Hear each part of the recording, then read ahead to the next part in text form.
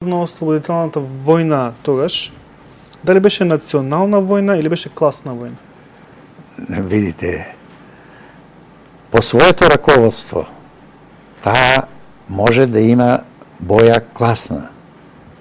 Меѓутоа, во основата, во зародишот и во изведбата цела, таа беше национално-ослободителна борба, што потоа прерасна и во војна, кога се формира македонската војска. Доколку некој човек имал, да речеме, дуќан или имал неколку дуќани или доколку имал некој имот, фарма, и доколку требало да бира на која страна да застане, дали требало да избере страната на партизаните, иако знаел дека ќе изгуби се што има? Не, или требало да избере... Такви случаи многу имаше, богати македонци, па се вклучија во национално-ослободителното движење. Знаеја дека се ќе изгубат по тоа? Знаеја дека можат да изгубат и изгубија, дури и беа малтретирани, не сакам имиња да споменувам, во Кавадарци имаше богати луѓе, на кои, да речеме, ќерката беше партизанка, а таткото после беше малтретиран. Семејството беше скоро ограбено. Знаете, дали ме потсеќава идеологијата е едно, а националното чувство и борбата за слобода на својот народ е нешто друго. И во тоа време тоа беше прашањето. А за каква тоа слобода ние Македонија, во Македонија се водеше за македонско национално ослободување. Многу ми е чудно, морам да признам, немојте да ми замерите, кога зборуваме за ослободување, кога ќе знаеме дека од 45 до 90 немало никакви лични слободи и права. Не е тоа точно. Како немало лични? Какви се тие слободи ако можело да ве земат и да ве однесат на голиот ток со смешно обвинение без да се... Да, такви имаш, тоа и во други земји се случуваше. И многу подрастично. За какви тоа слободи зборуваме? Видите, тоа е... Вие треба да имате предвид дека ние, јас зборувам сега за Македонија, ние прв пат создадовме во современиот век македонска држава. Прв пат, за разлика од србите, за разлика од словенците, за разлика од хрватите. Македонска држава со македонско име. И прв пат почнавме да градиме македонска власт. Тоа што после, особено по 46-та година, притисокот од Белград беше знатно појачен, затоа и ние, како млади деца, интелектуалци, се буневме таму и правевме разни глупости на национална линија. Сакате да кажете за она ваше апсење? Јас го имам... добро, јас го имам, сака речете да покача книгата Зборник на политички затвореници, која што е издадена, сега ќе прочитам од кои луѓе, значи ја подготвиле доктор Васил Јотевски, доктор Ѓорги Чакарјаневски и доктор Тодор Чепреганов.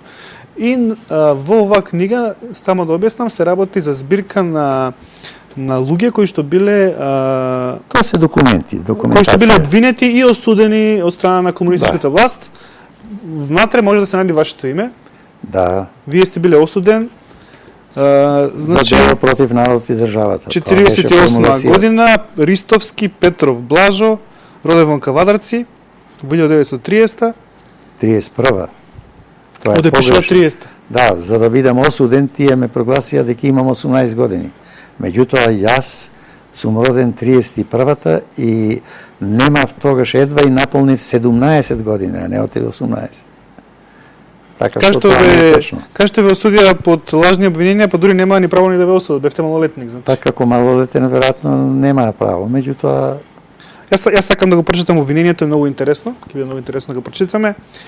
Значи, како непријател на слободата на нашиот народ, уште през 46 година отпочнува со својата противнародна дејност на тој начин што ја напаѓаат и клеветат нашата народна власт, а со цел пак да се против истата вооружено бори и прави покушај да се створи терористичка група, во што подоцна би се вклучили трето обвинети, така натаму, многу интересно обвинение, буквално Не, тоа прво не е точно.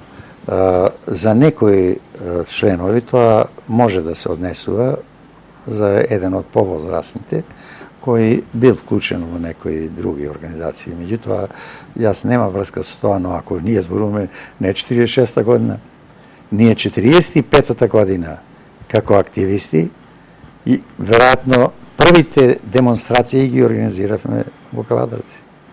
Во Кавадарци? На своји 14 години. Да, и демонстриравме. Зашто демонстриравте? Па затоа што тогаш имаше комесарство, така се викаше, кое делеше разни купони за продукти и така натаму. И двајца, Боро и Ицо, се степале таму што направиле, се стуркале и полицијата ги уапсила. Ние разбравме, а бидејќи ние работевме во печатницата, се собиравме околу печатницата учениците, јас исто така работев во таа печатница, и разбравме за тоа и се собра една група од 20-30 души. И почнавме од центарот, низ целата релација до судот. Барате ослободување на... И викаме Боро и Ицо да се пушта. И полицијата не загради кај монополот, не запре, не уапси сите. Ноќта не држија таму до полноќ, после не пуштија. Меѓутоа неколку души од нас утрето не уапсија.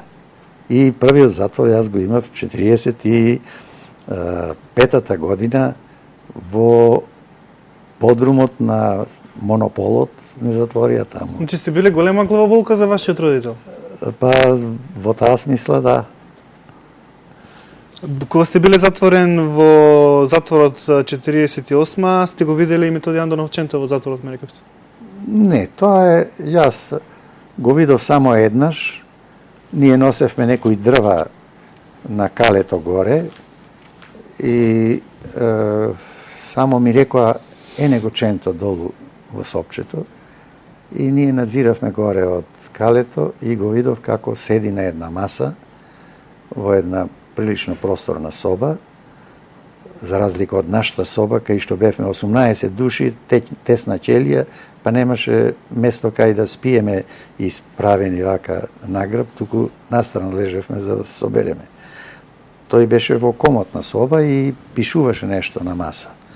Тоа е единственото што сум го видел во живо оддалеку. Ми кажавте дека Методи Андонов-Ченто, откако го пуштиле од затворот, живеел така што работел во циглана и носел цигли.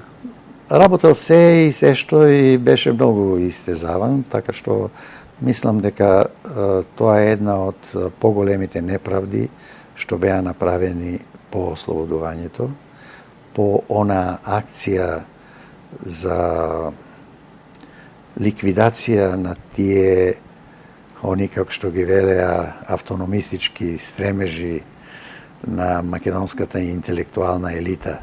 И тогаш мнозина беа испратени прво во Белград, да не бидат тука, да не действуваат во самата Македонија, а второ, некои беа и осудени и лежеа во затвори. Дали имаше и ликвидирани? Ликвидирани, се разбира, имаше осудени кои беа на смрт, осудени и беа ликвидирани. Јас знам, во мое присуство до нашата ćelија беше смртната ćelија во централниот затвор и се сеќавам кога го изнесува човекот и го снема, му кажаа вечерта дека жалбата му е одбиена и тој вели добро, сега веќе и нема друго, ќе ме стрелаат. Полицајецот замолча, меѓутоа сабалето стропаа вратите и тој исчезна. Така што само затоа што имаше... сакал Македонија? Да, тој цело време пееше за Македонија пред да го стрелаат. Неколку дена устата не му се затвори, пееше само за Македонија. И една песна Рада пере крај реката. И сега ја слушам, ми се чини. А кога не пуштија едно утро да отидеме да се измиеме за нашите потреби и така натаму, нашата ćelија, Тоа беше пред судењето. Од другата страна беше пуштен тој. И тој ме познал. Бил од Кавадарци. Јас него не го знаев. Јас бев 16-17 години. А тој? Не го знав. А тоа беше еден човек.